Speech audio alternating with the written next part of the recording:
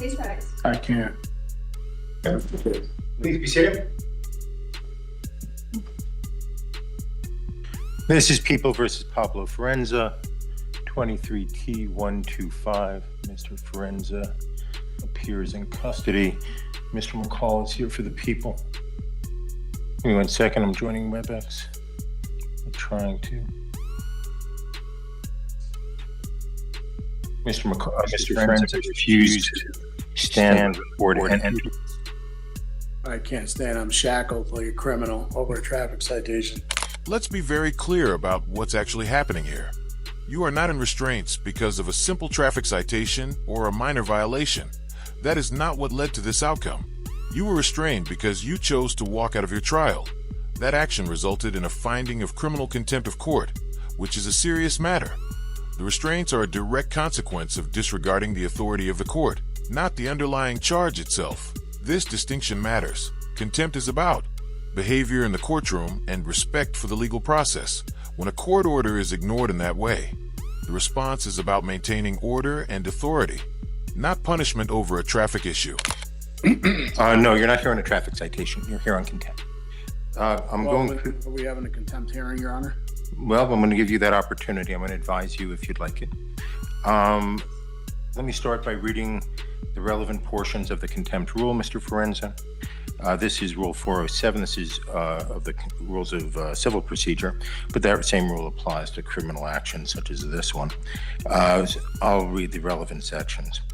Subsection A1, disorderly or disruptive behavior, a breach of the peace, boisterous conduct, or violent disturbance toward the court, or conduct that unreasonably interrupts the due course of judicial proceedings, behavior that obstructs the administration of justice, disobedience or resistance by any person to or interference with any lawful writ, process, or order of the court, or any other act or omission designated as contempt by the statutes of these rules.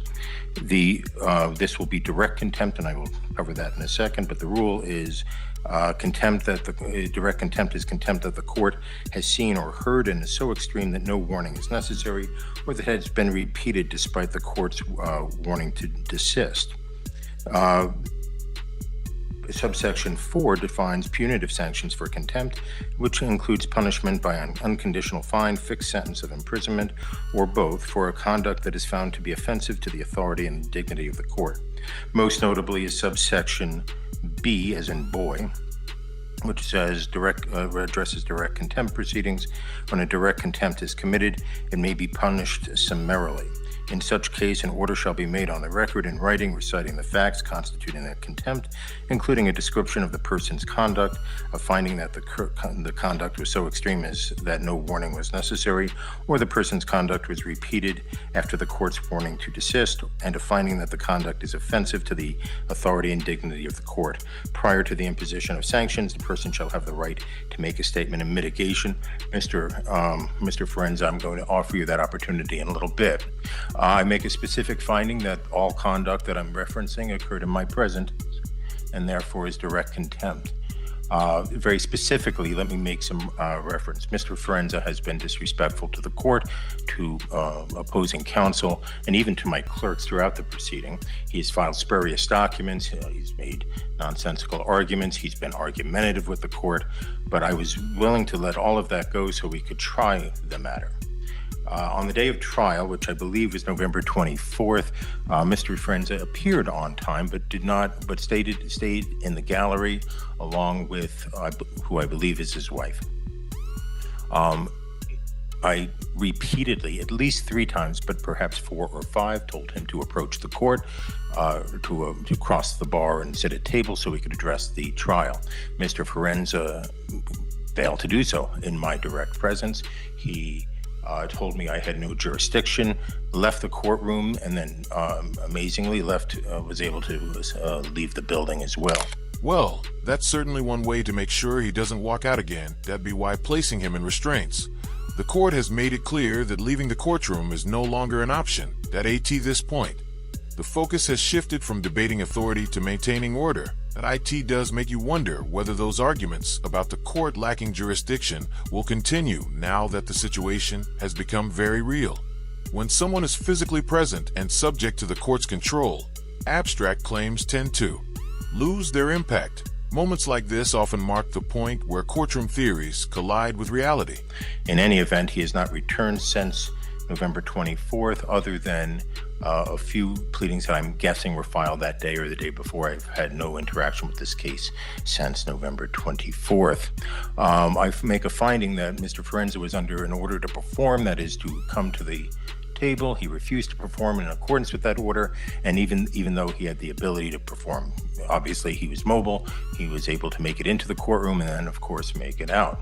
He was repeatedly warned, and I note that. I gave him multiple opportunities to approach, and he disregarded all of them. I make a specific finding that I find Mr. Forenza's conduct to be offensive to the authority and dignity of the court. I make a specific finding that he engaged in misbehavior that rises to the level of obstruction of justice. The behavior happened in my presence. The conduct was intentional and willful, and these actions seriously affronted and disrupted the administration of justice. In that regard, I will note that I went and met with the 30 or so jurors who had appeared for the trial, that Mr. Forenza simply blew off. I had to explain why that happened, and I had to waste all of their time. I also wasted the time of the witnesses. Mr. Forenza, I didn't waste anybody. Mr. Forenza also wasted the time not only of the jurors, but of the witnesses, counsel, the court, and everyone else. The court finds him in direct contempt. I made a similar record on the morning of trial, but Mr. Forenza had bolted from the courtroom, and therefore I find he was not advised at that time, so at least not in any significant way, and I hereby advise him. I am considering a jail term for the contempt unrelated to the underlying charges, Mr. Forenza. I'm going to offer you some opportunities of how you want to proceed. First, if you wish, you can make the statement of mitigation right now, if you wish to. If you do not wish to, if you wish to consult with counsel, I will give you time to hire your own counsel, but you will remain in custody during the interim. I would even be open to the appointment of counsel if you believe you are indigent. In fact, I would appoint counsel if you were indigent. How would you like to proceed? And if you'd like a few moments to think about that, I'm fine with that. Is that the only option, is how I like to proceed, or can I make a statement? Right, so I'm offering you option one and options 2 and 2A. 2A and 2B. Option 1 is you can make your statement of mitigation right now, right? And without counsel, the only person in the room other than court staff and the deputy is Mr. McCall. We are live streaming. You can make that. If you'd prefer, you can contact an attorney, and I will set this over for a time where you can make the argument through an attorney. Or appoint, that's 2A. And then 2B, if you believe you're indigent, I will appoint counsel.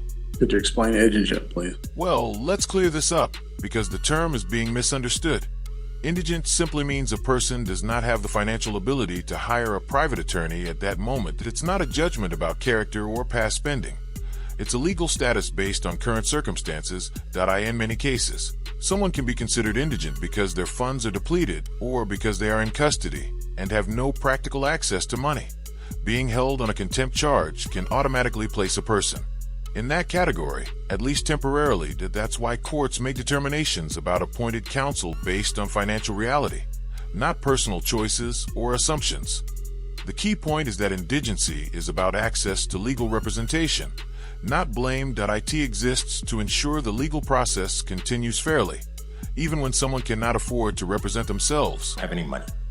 I'm sorry? You meet the guidelines, you're in custody, and so I can appoint alternate defense counsel to represent you in the contempt proceeding if you are indigent. The actual language is in a Supreme Court guidance which says, Colorado, I'll just read it to you. Colorado Rules of Civil Procedure 107 and 407 provide for the appointment of counsel to an indigent person cited for contempt where a jail sentence is contemplated. I am contemplating a jail sentence, Mr. Forenza. If the court appoints private counsel to prosecute a contempt action, which is not applicable here, or to represent an indigent party for contempt charges, that is relevant here, the judicial department will pay for counsel, as there is no statutory authority for the public defender or alternate defense counsel to represent clients for the sole purpose of contempt. But to qualify, you would have to be indigent, which means you would fit below the guidelines for public defender representation. If you wish, I can print those guidelines out for you. I don't want to be represented. I'm sorry, I couldn't hear. I don't want to be represented. Okay, and you understand that, and I will allow you to make the statement of mitigation right now, but you understand you do have a right to counsel. The only way to look at it is I never got a fair trial walking into this. He failed to prove jurisdiction, sworn affidavit. The courts failed, personal, subject, territorial. I moved it to federal. I even had documents which I sent. It was ignored. Everything gets ignored. I'm just, I guess I'll just let you beat me up, throw me in jail, get it over with, because you can't keep me the rest of my life. And then, I'll deal with the consequences and things later. I mean, that's where I'm at. Okay. It's not right over a traffic citation where all I did is I came here in good faith to resolve the matter, and it was just I could get nothing. There's no nature and cause of there. There's no sworn affidavit for me to even move forward on. This court can't move forward on. That's all I asked for, and it was like retaliatory. I just got beat up. That's all this is. It's a traffic citation. It's not a crime. Nobody was injured. If that's if that's what you call justice and fair, I'm not here to sit here and pick at anybody, go after, and that's not what it's about. When I posted bond for whatever it was, I came here and I didn't run. I came here to settle the matter. And that's all I wanted to do. And I just wanted a fair trial. That's it. But you get in my shoes, and how does it feel when you're just getting beat up and the judge you feel is being biased in the case? I mean, what do we do? A good place to start is by staying in the courtroom on the day of your trial. Even if you believe the judge is being unfair or biased, walking out only makes the situation worse and creates new legal problems. Leaving doesn't preserve your rights. It usually undermines them if there truly is an issue with how the case is being handled. That's something to raise through the proper legal channels. If you're convicted, an appellate court can review the record and decide whether the facts support your claims. That process is based on evidence and law, not emotions or personal impressions, and it's the correct way to challenge a court's decisions. What else, Mr. Forenza? Nothing else. Mr. McCall, I should have asked you this before I moved to it. Is there anything that people want to say on this? Your Honor, the people spent a good amount of time preparing for this trial. We actually brought the officer from across the state, met with him on the weekend beforehand to prepare for the trial. Officer Carnes was kindly enough, like I said, to drive on his own accord and his own expense to be here. He said he would come back for a retrial. He would request to be flown back, just given the type of the weather that it would be probably when it would be done. The people are still open to a plea agreement in this case for the traffic citations. We understand Mr. Forenza's stance as a sovereign citizen of what law he feels applies, but Your Honor, we believe that the traffic laws of Colorado apply in this case. We are more than willing to negotiate a plea agreement to this day, but at this point, Your Honor, that's where the people are, Your Honor. We didn't anticipate any jail in this case. We didn't anticipate anything but to paying the penalties for speeding 25 to 39 over on the Riverside Parkway back in 2023, and the failure license. Your Honor, the speeding ticket, I would even reduce it to 20 to 24 over to keep it in as a traffic infraction. On the contempt. On the contempt, Your Honor. Your Honor, it's been an interesting case for me. I've never had a case that have gone this long with kind of like the lack of being able to move forward. I've never been personally federally attempted to be sued in any case based upon a fee schedule. I find it interesting that Mr. Forenza believes that contract law applies in this case, but only one way, his contract law. The issue here, Your Honor, on contempt, the people expended a lot of time on this case. for a very minor case. I do not like putting someone in jail in this situation. I just don't know if Mr. Forenza will ever show up to a trial again in this case, for this case, or any case. He's done, a day or so in jail. I'm not, anything else you want to say? No, Your Honor. The people are, that's all the people are going to say. Mr. Forenza, I meant to ask Mr. McCall to make that statement before your statement. I forgot. If you'd like to make a statement to address anything he said, I'm happy to hear more. Yes, I mean, I'm just objecting. I did, like I said, I came in good faith to settle the matter.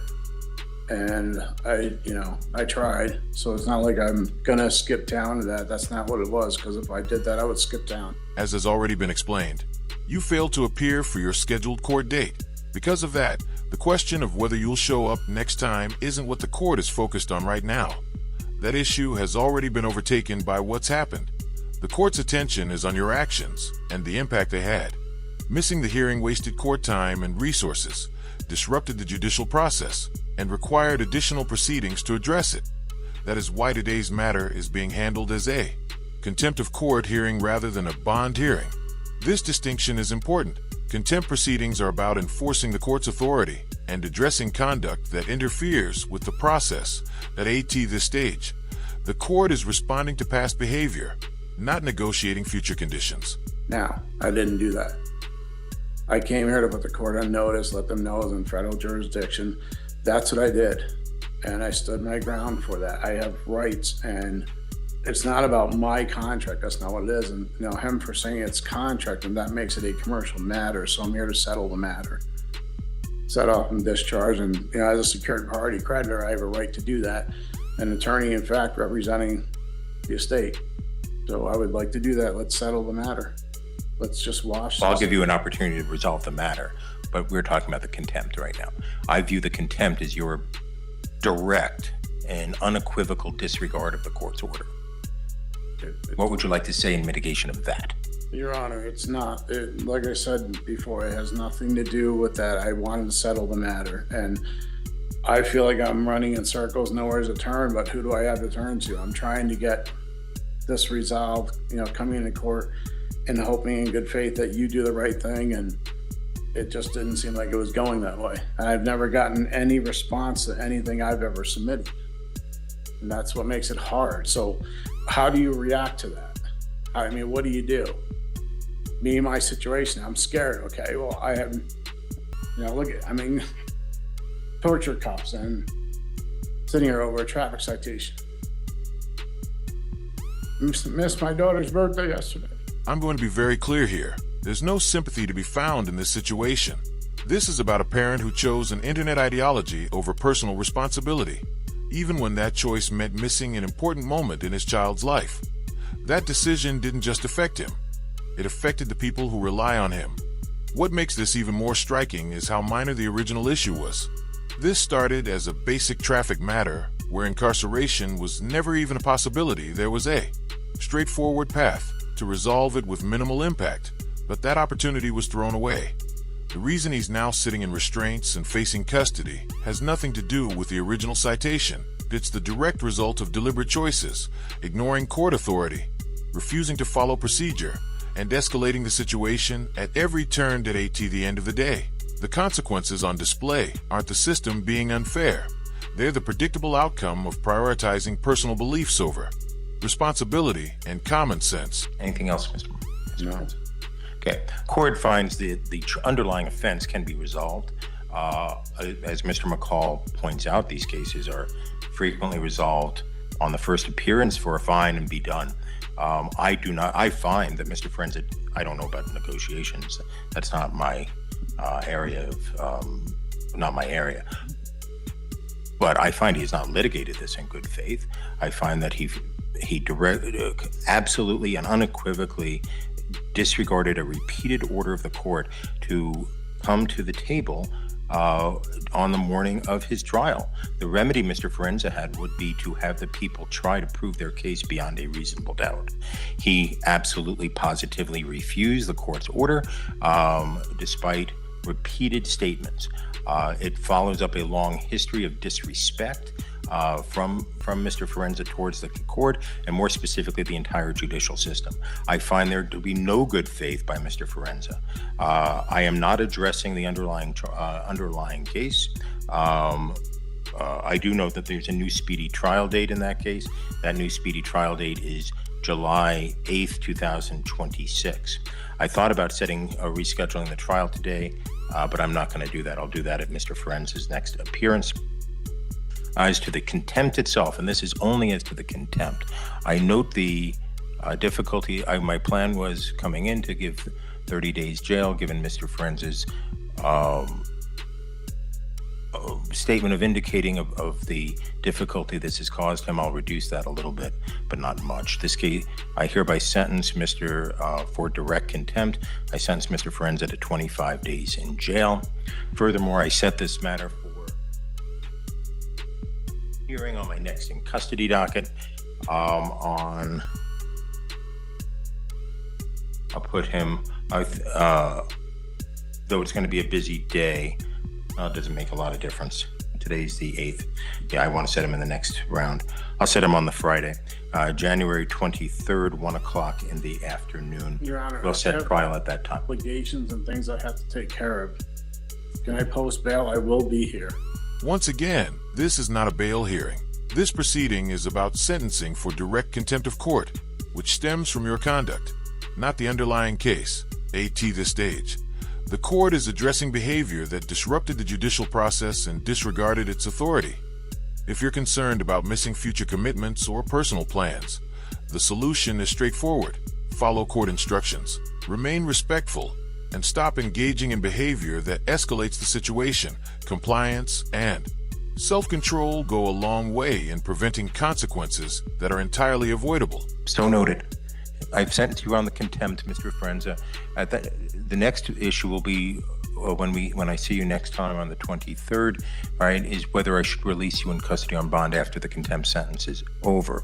There is a presumption that that you get a personal recognizance bond on a case like this for the underlying case, but that is overcome. And let me read you the language,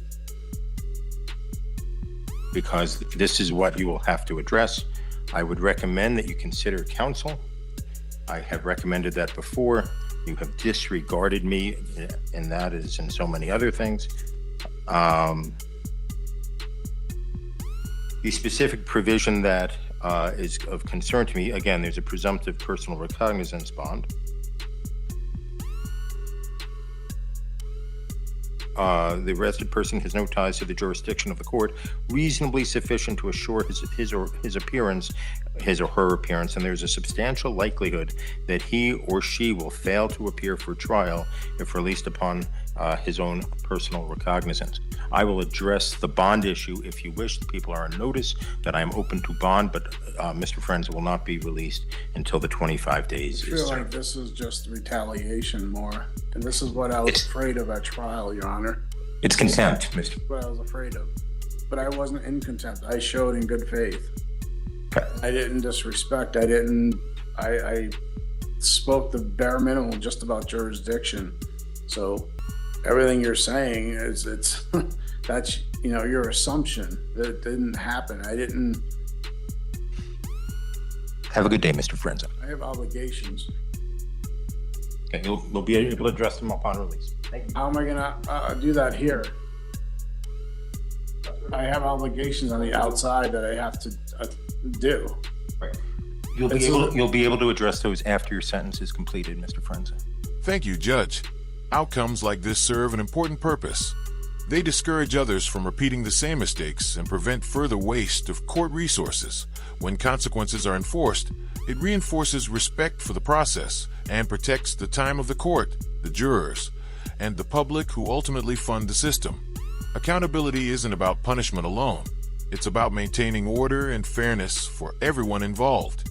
That brings us to the end of this video, that he does have another court date scheduled in a few weeks. So this story isn't finished, just why ET did AT that point. We'll see whether he takes responsibility and adjusts his approach, or continues relying on misguided advice that only makes situations worse. As always, I'll be watching closely, and we'll cover what happens next. If you found this breakdown helpful, Hit the like button if it wasn't your thing. That feedback is welcome too. Don't forget to leave a comment with your thoughts and subscribe with notifications turned on so you don't miss future updates and final outcomes.